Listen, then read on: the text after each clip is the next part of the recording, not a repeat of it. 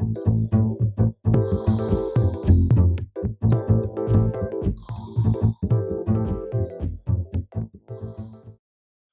today we're looking at the August lock. This is a Bluetooth-based lock that retrofits on top of your existing doors, which is really nice. It takes 4 AA batteries, provides guest access, auto lock, auto unlock, and it does work with Apple HomeKit right out of the box, even without the August Connect, which is something that's not obvious by looking at the documentation. I do believe the August Connect is required for the Google Assistant or Amazon Madam A integration, but I will definitely check into that and maybe post a video on that in the future.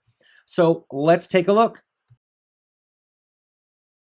Hey guys, so I've had the August Lock Pro quite a while, and one question always comes up, and that's, is somebody going to be able to grab my phone, just hit that button, voice activate it, and say, Siri, go unlock my door? The answer is no. This actually takes advantage of the security built into your phone. If your phone is not unlocked, it's not going to work, which is pretty awesome. We're going to do that little demo first just to get that question out of the way, and then we'll go on to the review. So here's the August Smart Lock, and as I said, I don't have this with the August Connect. I'm able to interface directly between my Apple TV's Bluetooth, within range of course, and the August Lock. So I didn't get this with this Connect, but it still works great without that August Connect. This is a HomeKit compatible. It does auto unlocking and basically just retrofits on top of your existing lock, which is pretty cool. So within the box, when you open that up there is everything that you would expect. There is the HomeKit code, all the documentation, all that great stuff. So the other thing that's in the box is some little plastic pieces, which allows you to retrofit this on top of your existing locks. So there are 3 of these, and they're different color codes.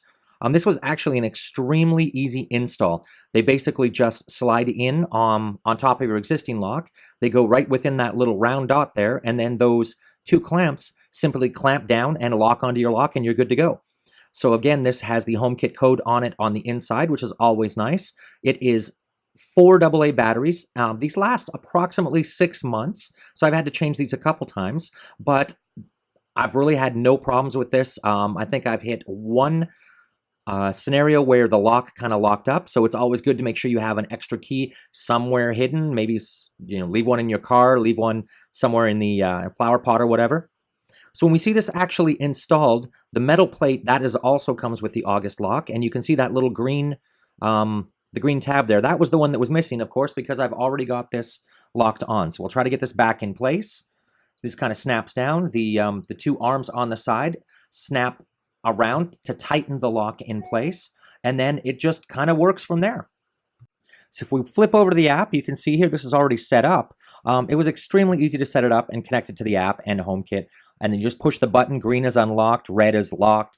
Really, really obvious as to exactly how this works. So the August app is kind of unique in that I actually use this all the time. I actually prefer to use the August app than just going through native HomeKit, which is kind of strange for me. I'm definitely set it up in the vendor's app and then move over to the home app, right? That's just generally how I work. August is the exception to this because they've put some additional touches in here. I really like the fact that it's, you know, open circle green means unlocked. Closed circle red means locked. You've also got all the activity log in here, so you can see when people come and go, which is really, really kind of nice, right? You can go down through the list and see, you know, when was things manually locked and unlocked. And in the case where it wasn't done manually, you can actually be able to see which guest it was that locked or unlocked your house, or family member, for instance, which is kind of nice.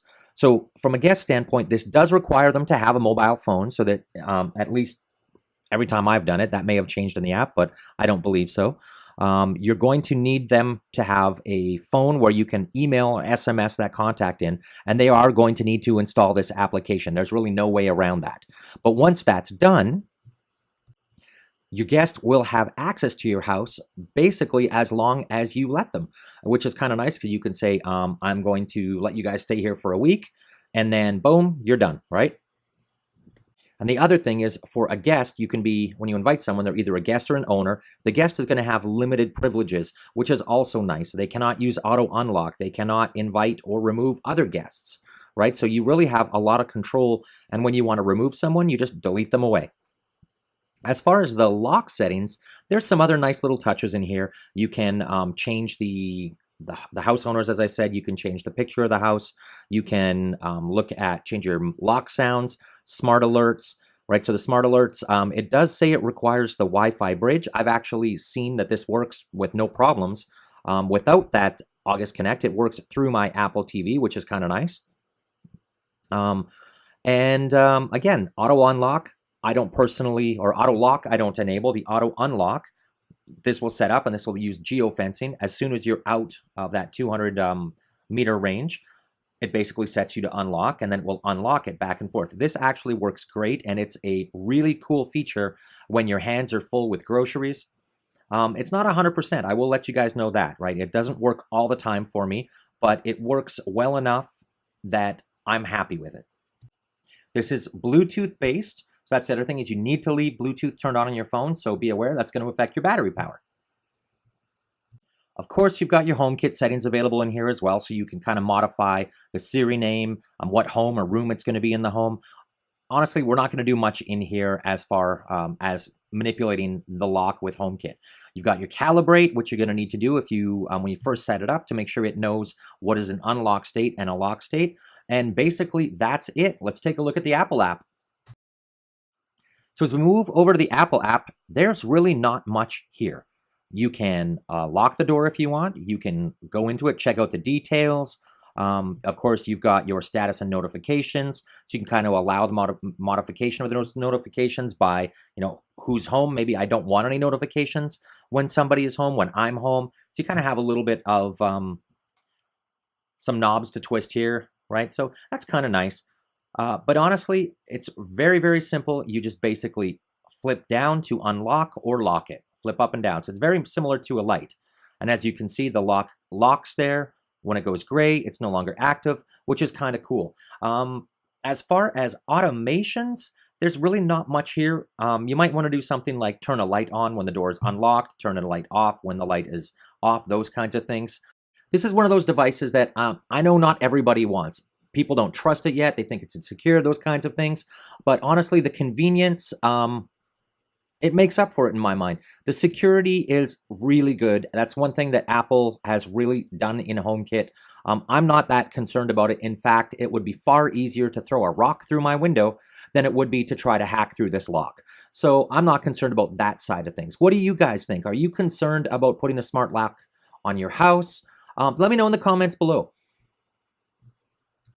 Subscribe if you haven't already. Likes are always appreciated. And if you want to learn how to make your house just a little bit smarter with Apple HomeKit, please check out the video notes where there is a coupon code for my Udemy course.